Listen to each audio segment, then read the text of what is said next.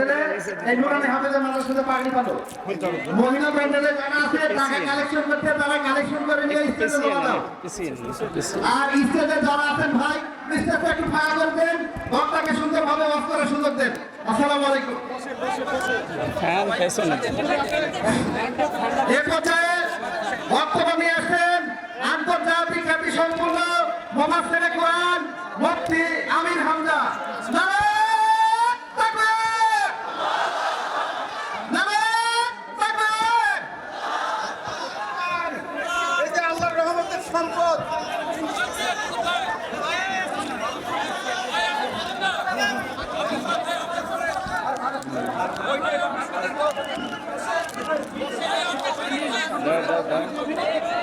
তাড়াতাড়ি দাও।